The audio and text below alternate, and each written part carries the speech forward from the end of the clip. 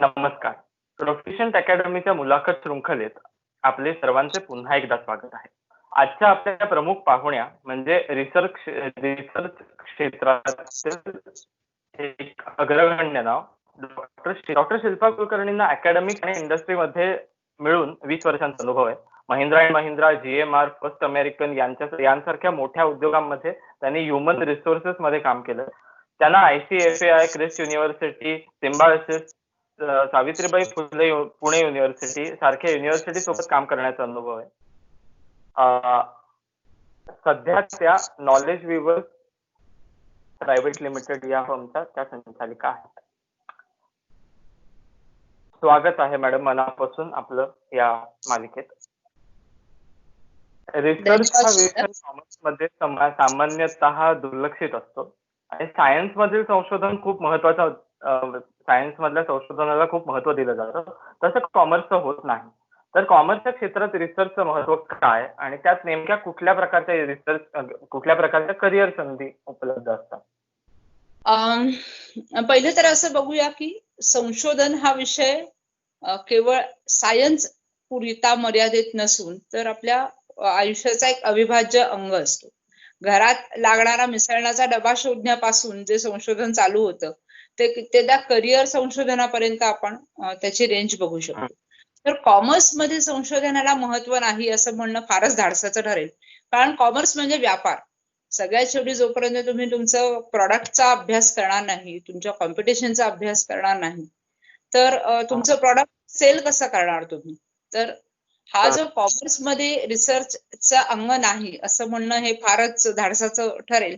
असं आपण म्हणू शकतो की रूढार्थाने जे इनोव्हेशन म्हटलं जातं तसं काही सायन्स मध्ये दिसत नाही. जसं सायन्स मध्ये दिसतं तसं कॉमर्स मध्ये दिसत नाही असं म्हणतात.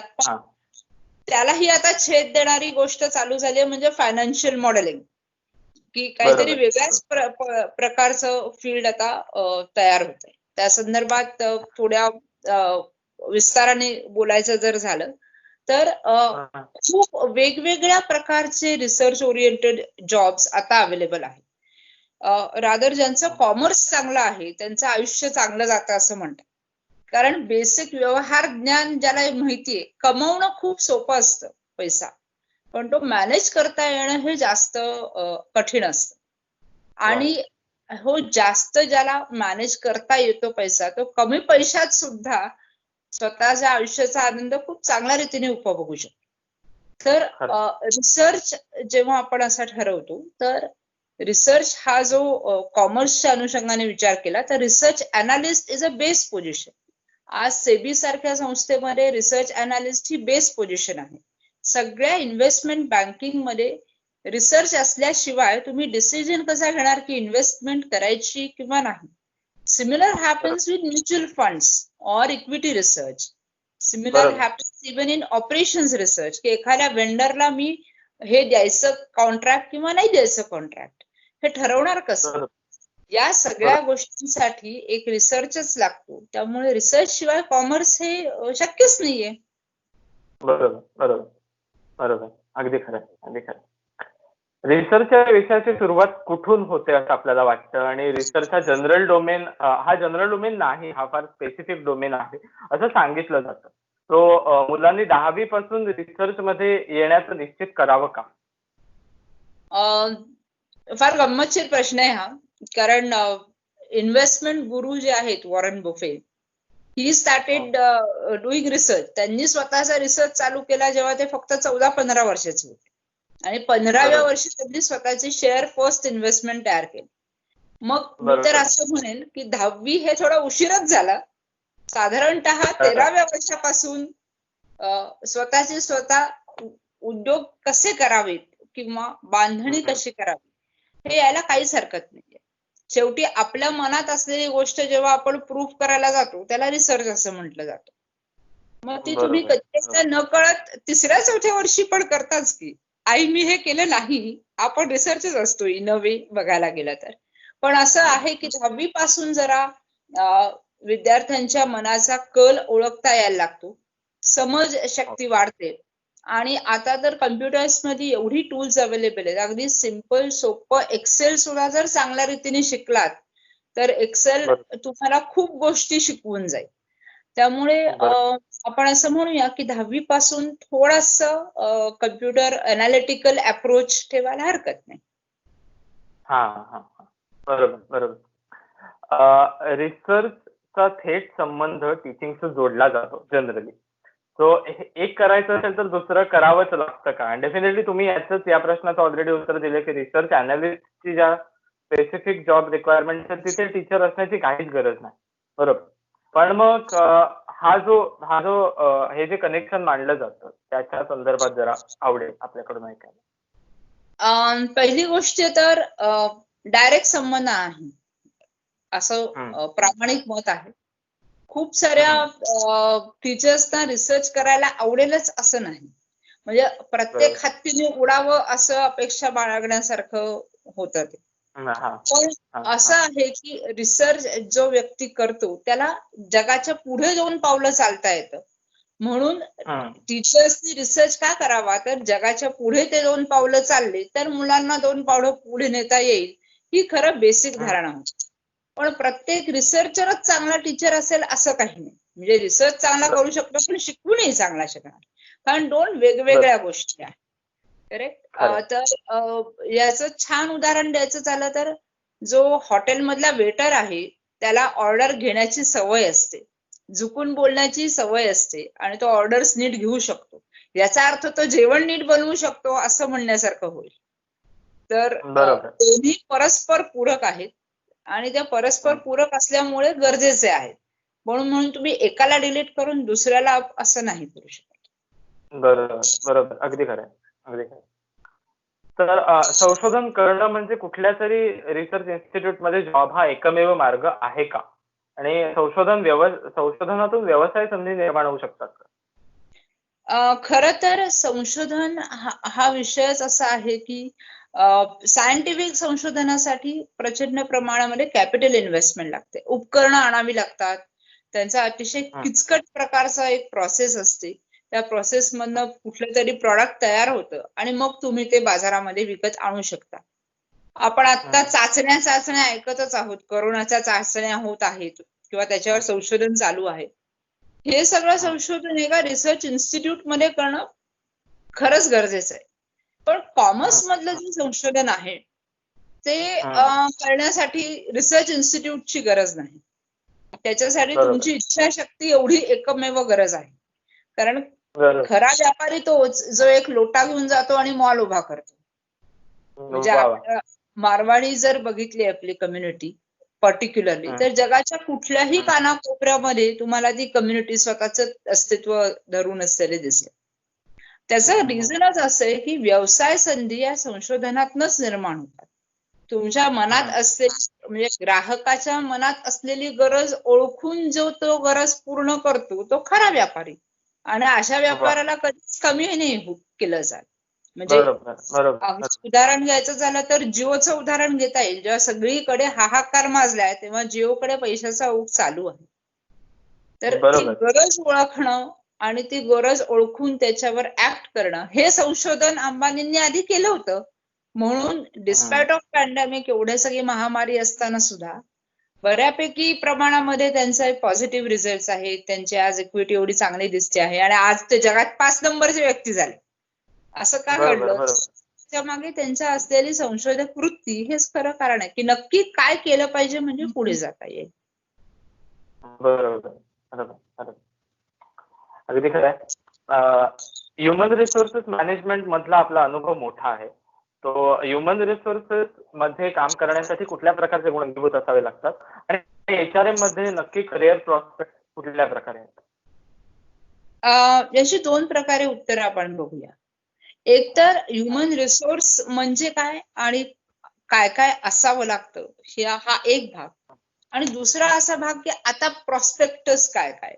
तर ह्युमन रिसोर्स मध्ये काम करण्यासाठी पहिली गोष्ट लागतं म्हणजे पेशन्स.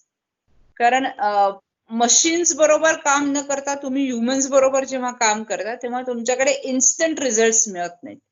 त्यामुळे पहिली गोष्ट आहे पेशन्स.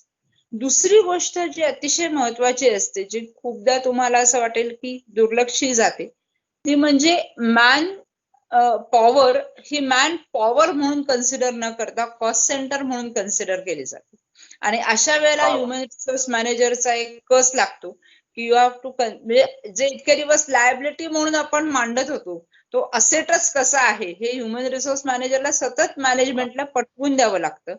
आणि तो एक महत्वाचा टँजिबल टू इनटँजिबल म्हणजे जे आपण शब्दात मांडू नाही शकत, आकड्यात मांडू नाही शकत, ते सुद्धा आपल्याला आकड्यात मांडता आलं पाहिजे. हा एक मोठा गोष्ट. बरोबर. हळूहळू काय होत चाललंय की पूर्वी एकेकाळी असं होतं की मार्केटिंग वेगळं होतं, फायनान्स वेगळं होतं, HR वेगळं होतं. हळूहळू त्यातल्या सीमारेषा धूसर होत चालल्यात. असं आहे की HR मधल्या माणसाला सुद्धा आजकाल टार्गेट्स मिळतात. त्या टार्गेट्स प्रमाणे त्यांना काम करावं लागतं. कधी ते अट्रिशन कमी करण्याचं असेल, कधी ते रिक्रुटमेंट वाढवण्याचं असेल, कधी ते एम्प्लॉई एंगेजमेंटच्या स्वरूपात असेल. तर जेवढे तुमचे HR चे वेगवेगळे अंग आहेत तेथे काही ना काही प्रमाणामध्ये तुम्हाला वेगवेगळ्या चॅलेंजेस फेस करावे लागतात. when there are challenges there are better prospects of the job. So याच्यामध्ये तुम्ही पेरोल मध्ये काम करू शकता. आजकाल एक अतिशय चांगली गोष्ट नवीन चालू झाली which is called HR analytics. म्हणजे आपल्या ह्युमन रिसोर्सचं पण अनालिटिक्स तयार करून त्याच्यावर पुढची प्रेडिक्शन्स मांडणं की पुढच्या 2 वर्षात तुमच्या कंपनीमधनं किती मनुष्यबळ कमी होईल, कुठल्या प्रकारच्या मनुष्यबळाची तेव्हा जास्त गरज असू शकते, आजच्या माझ्या कॉम्पिटन्सीज वरनं मी पुढे नक्की काय प्रॉडक्ट आणू शकतो बाजारामध्ये.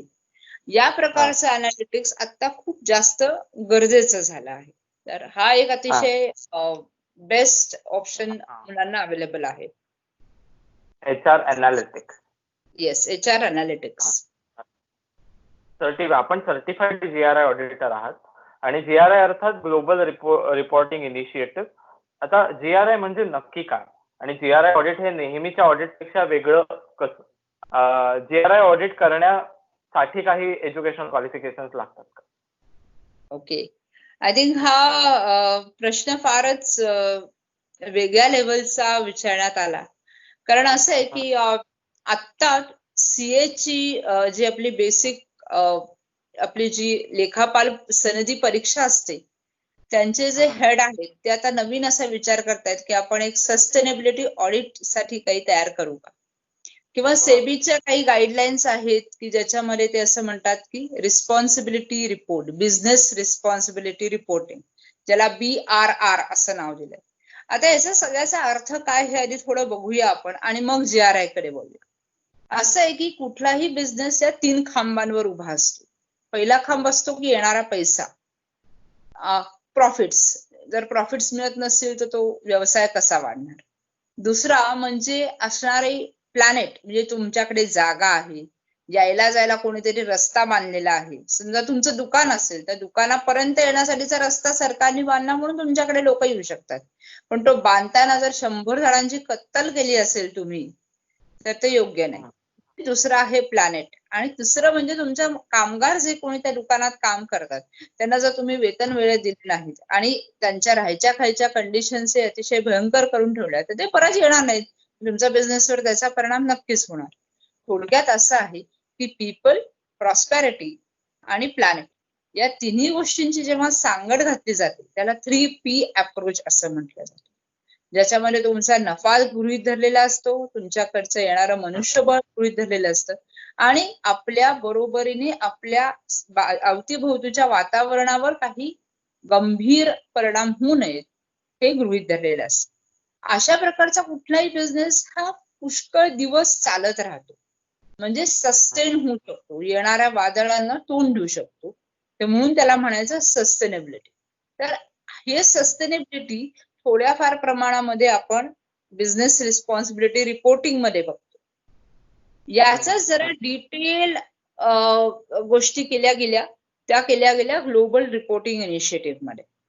म्हणजे ग्लोबल रिपोर्टिंग इनिशिएटिव्हचं GRI ऑडिट म्हणजे असं ऑडिट असतं की ज्याच्यामध्ये या तिन्ही गोष्टींवर तुमची कंपनी तपासली जाते आणि सांगण्यात येतं की बाई तुमची कंपनी सस्टेनेबल आहे तर आउट ऑफ 5 किती लेवलवर आहे, 5 लेवलवर आहे, 4 लेवलवर आहे आणि तुम्हाला कुठे जास्त काम करण्याची गरज आहे. म्हणजे तुमच्या जे मूळ घटक कुठले असले पाहिजे ज्याच्यावर तुम्ही लक्ष देणं खूप गरजेचं आहे.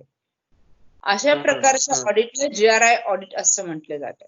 मग अशा कंपनीज कितीतरी आहेत आपल्या भारतामध्ये. ज्या काही कंपनीज 500 करोड आणि वर अशा ज्या आहेत, शक्यतो त्या सगळ्या कंपनी GRI ऑडिट करतात. कारण आपल्या कंपनीचं ऑडिट आपल्या भारतीय सिस्टीम मुळे जरी आपण केलं तरी जगामध्ये जर तुमची कंपनी स्टँड होणार असेल तर जगातल्या ज्या चांगल्या सिस्टीम्स आहेत त्याच्यावर त्या निकषांवर तुमची कंपनी खरी ठरायला पाहिजे. म्हणून लोक GRI ऑडिट कडे पण वळतात. तर याच्यासाठी खरं क्वालिफिकेशन एखाद्या पोस्ट ग्रॅज्युएट लेवल पर्यंतची पदवी म्हणजे पदव्युत्तर पदवी एखादी अशी गरजेची असते. म्हणजे MCOM सुद्धा चालतं, MPhil, MBA यातलं कुठलंही चालतं. आता असं पोस्ट ग्रॅज्युएशनच का, तर दोन गोष्टी. ह्याच्यासाठी पण भरपूर संशोधन करावं लागतं, कंपनीजचं कंपॅरेटिव्ह अनालिसिस करावं लागतं आणि वेगवेगळ्या स्वरूपांमध्ये मॉडेल्स तयार करावे लागतात. आणि ती परिपक्वता तुम्हाला तुमच्या पोस्ट ग्रॅज्युएशन लेव्हलमध्ये येते, कारण तुम्हाला एका प्रकारचा थिसिस किंवा सबमिट करावा लागतो. म्हणून शक्यतो पोस्ट ग्रॅज्युएट लेवल मानली जाते. आणि आता याच्या अशा प्रकारच्या जॉब्सला सध्या खूप डिमांड आहे. जर तुम्ही बघितलं असेल तर CSR बिल आपल्या देशाने पास केलं 2013 साली.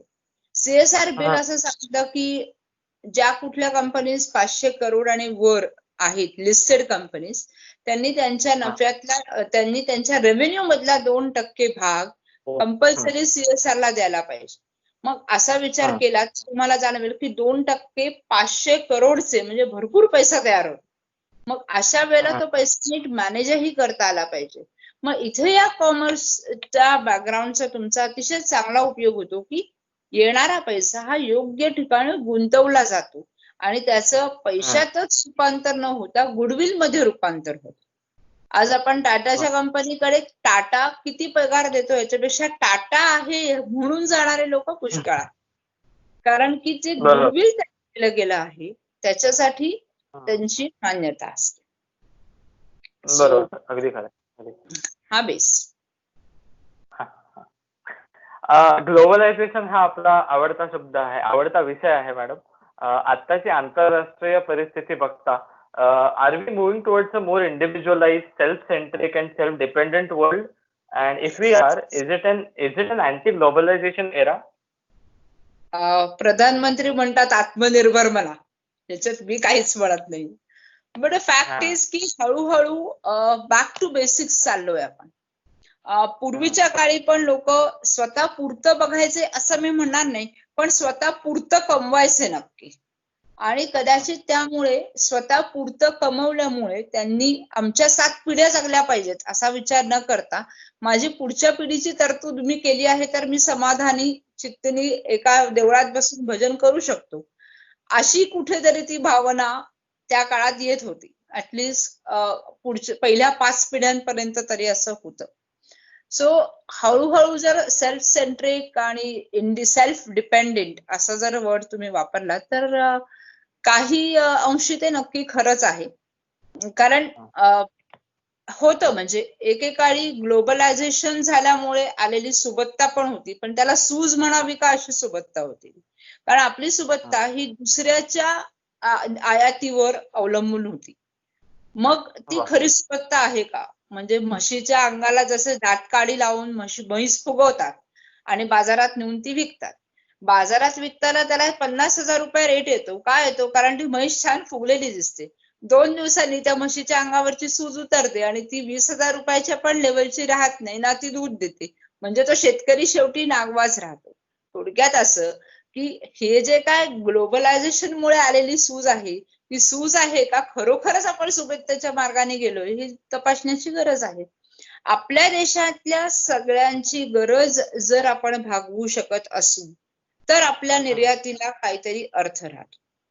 पण तसं न होता केवळ आपण निर्यात करायची म्हणून जर वस्तू प्रोड्यूस करत असू तर एखाद्या दिवशी तो देश असं म्हणू शकतो ना की आम्हाला तुमच्या वस्तू नकोत. आज चायनाच्या बाबतीत तेच घडत आहे. आज चायनाच्या बाबतीत त्यांचं ओन कन्झम्पशनच नाहीये त्या गोष्टींचं त्या गोष्टी जे तयार करतायत ते स्वतःच्या देशामध्ये पचवू शकत नाहीयेत, कारण बाकीचे देश आता ते घेऊ इच्छित नाहीयेत, म्हणून त्यांची इकॉनॉमी डाऊन जाते. म्हणजे असं आहे का की टोटली अँटी ग्लोबलायझेशन झालं पाहिजे? तर नाही, तसंही नक्की नाही, पण समधात विचार असणं हे खूप गरजेचं. वा, बरोबर. नुकताच नॅशनल एज्युकेशन पॉलिसीचा ड्राफ्ट आपल्या समोर सगळ्यांसमोर ठेवण्यात आला. तर या पॉलिसीमुळे येत्या 5 वर्षात शिक्षण क्षेत्रात कुठल्या प्रकारचे बदल होतील असं आपल्याला वाटतं? आमूलाग्र बदल होतील हे तर सगळेच म्हणतात, पण जर पर्सनली माझं मत असं आहे की इतके दिवस मारून मुटकून इंजिनिअरिंग आणि मेडिकलचे जे भूत डोळ्यावर होतं ते पुष्कळशा प्रमाणात गेलेलं असेल. अतिशय योग्य अशा प्रकारे ती पॉलिसी डिझाईन करण्यात आली आहे. पहिली गोष्ट तर अशी की दुसरी पर्यंतची जी सगळी वर्ष आहेत तीही आता एज्युकेशनल पॉलिसीच्या आत आल्यामुळे तिथल्या चालणाऱ्या ऍडमिशन्स आणि गोंधळाला बऱ्यापैकी आळा बसेल. आणि 10वीच्या पुढे तुमच्याकडे काही ना काहीतरी कौशल्य विकसनास वाव असणार आहे. म्हणजे इतके दिवस 12वी नंतर काय करायचं हा प्रश्न होता, आता 8वी नंतर मी कुठलं स्किल घेऊ आणि मग माझ्याकडे पुढची 2 वर्ष आहेत ते मला खरंच स्किल म्हणून घ्यायचंय का सोडून द्यायचंय, हा मी ऑप्शन विचारात घेऊ शकतो. हा एक पहिला मुद्दा आहे. दुसरा असा आहे की पूर्वीच्या आपल्या आधीच्या सिस्टीम मध्ये असं होतं की 3 वर्ष जर मी डिग्री पूर्ण केली नाही आणि त्याच्यातली 2च वर्ष केली तर 2 वर्षाला काही अर्थ मिळत नव्हता. पण आता ती सिस्टीम चेंज होऊन सर्टिफिकेट, डिप्लोमा आणि डिग्री अशा लेवलला झाल्यामुळे माझ्या शैक्षणिक कुवतीनुसार मी शिक्षण घेणार आहे आणि त्यानुसार मला जॉब मिळतील किंवा माझा काही व्यवसाय असेल तर मी करू शकतो. म्हणजे हा जो चॉईस दिला गेलाय ना हा फार गरजेचा होता. नाहीतर मी आयुष्याची कदाचित 2 वर्ष त्या शिक्षणामध्ये घातली पण मला 3रं वर्ष पूर्ण नाही केल्यामुळे माझ्या त्या शिक्षणाचा काहीच उपयोग नाही राहिला. माझी पदवी पूर्ण नाही झाली, याच्यापेक्षा ऍटलीस्ट आता माझा डिप्लोमा पूर्ण झालाय असं मी नक्कीच म्हणू शकतो. अपार्ट फ्रॉम दिस रिसर्चवर बऱ्यापैकी भर दिला गेला आहे. ज्यांना खरोखर रिसर्च करायचा आहे त्यांना पूर्ण 1 वर्षाचा रिसर्चचा प्रोग्राम इलेक्टिव्ह म्हणून ठेवण्यात आलाय. म्हणजे हा चॉईस असेल आणि हा प्रत्येक विद्यार्थ्याला दिला गेलेला चॉईस असेल की मला या विषयामध्ये संशोधन करून बघायचंय. मग आपल्या आयुष्यातल्या 1 वर्ष मी एखाद्या आवडतीच्या विषयामध्ये जर संशोधन करत असेल तर त्यातनं नक्कीच काहीतरी पॉझिटिव्ह बाहेर येतं. किंबहुना मी संशोधन कसं करतोय हे पण कळतं. त्यामुळे 2 प्रकारचे बदल नक्की होतील. एक तर आत्ताचे जे कोचिंग सेंटर्सचं जे पेव फुटलं आहे ते कमी होईल आणि तुमच्या प्रोफिशियंट अकॅडमी सारखे व्यवसायाभिमुख जे मार्गदर्शक आहेत, जे कोचिंग करत नाहीत, ते फक्त मार्ग दाखवतात, अशा मार्गदर्शकांच्या बरोबरीनं मुलं जास्त सशक्त अशी स्वप्न बघायला लागतील. बरोबर बरोबर बरोबर. धन्यवाद. इंडस्ट्रियलायझेशन 4.0 च्या उंबरठ्यावर उभं असताना आणि आर्टिफिशियल इंटेलिजन्स येऊ घातला असताना आपण कमर्शियल रिसर्च या क्षेत्राच्या भविष्याकडे कसं बघता? इंडस्ट्रियल रिव्होल्युशन 4 जेव्हा आपण म्हणतो तेव्हा 2 गोष्टी आपण लक्षात घेऊया. एक तर क्षणाक्षणाला तयार होत जाणारा डेटा खूप गोष्टी सांगतात. ह्युमन कम्प्युटर शकुंतला देवीचं एक खूप छान वाक्य आजकाल टीव्हीवर सतत कानावर आदळत मिळतं की words lie, numbers do not. तर हे नंबर्स जे आहेत ते खूप काही गोष्टी तुम्हाला सांगत असतात आणि that is what is called as big data analytics. तर तुमच्या आयुष्यातल्या निम्म्या गोष्टी या बिग डेटा अनालिटिक्स मध्ये विशद केल्या जातात की तुम्हाला खायला प्यायला काय आवडतं याच्यापासून ते तुमच्या आयुष्याचे डिसिजन्स तुम्ही कुठल्या मेन पॉइंट्सवर घेता इथपर्यंतच्या गोष्टी तुमच्या बिग डेटा मधनं कळतात. अर्थात इतक्या सगळ्या गोष्टी दिमतीला हजर असताना साधे जे जॉब्स आहेत ते हळूहळू कन्व्हर्ट होणार आहेत. पूर्वीच्या काळी आपण कॉल सेंटरला फोन करून विचारायचो, आता चॅटबॉटला डायरेक्ट विचारतो आणि चॅटबॉट मधनं तुम्हाला उत्तरं पण येतात. म्हणजे तिथे एका ह्युमन इंटरफेसची गरज संपवण्यात आली आहे. हळूहळू कॉल सेंटर्स मधलेही जॉब्स कमी होतील कारण तिथे कुठेतरी आर्टिफिशियल इंटेलिजन्स बेस्ड एखादा रोबो असेल किंवा एखादा प्रोग्राम असेल ज्याच्याशी तुम्ही इंटरॅक्ट कराल आणि कदाचित त्या क्षणापासून जे रिडंडंट जॉब्स आहेत तिथे कमी व्हायला लागेल. याचाच अर्थ असा की जर ही दरी तयार झाली तर डोंगर कुठेतरी तयार असणारच आहे. मग तो डोंगर कुठे असेल तर नवीन नवीन कल्पना कुठे वापरात येतील, नवीन नवीन गोष्टी कुठे वापरल्या जातील हे बघणं म्हणजेच कमर्शियल रिसर्च कडे आपण वळतो. थोडक्यात तुम्हाला उदाहरण द्यायचं झालं तर आता इन्शुरन्स इंडस्ट्रीमध्ये AI based artificial intelligence based claim processing system चालू करत आहे. मग लाईफ एक्सपेक्टन्सी करेक्ट. आणि अशा प्रकारे हे तर आता जस्ट सुरुवात आहे. नुसतं इन्शुरन्स नाही तर बँकिंग मध्ये पण आता artificial intelligence based banking systems तयार करतायत. थोडक्यात असं आहे की पुढचा रिसर्च हा जास्त डेटा ड्रिव्हन असणार आहे. डेटा ड्रिव्हन म्हणजे काय, तुमच्याकडे येणारा प्रत्येक डेटा हा कुठल्या ना कुठल्या तरी पॉइंटला जोडला जाईल आणि त्यातनं निर्माण होणारं जे चित्र आहे जो ते बघू शकेल तो डेटा असेल. त्यामुळे स्काय बरोबर. Data is the new oil असं म्हटलं जातं, ते अगदीच चूक नव्हे. या अनुषंगाने अजून एक पडलेला प्रश्न असा की मुलांनी त्यांच्यातला इन्क्विजिटिव्हनेस जागा ठेवावा यासाठी काय करता येईल त्यांना?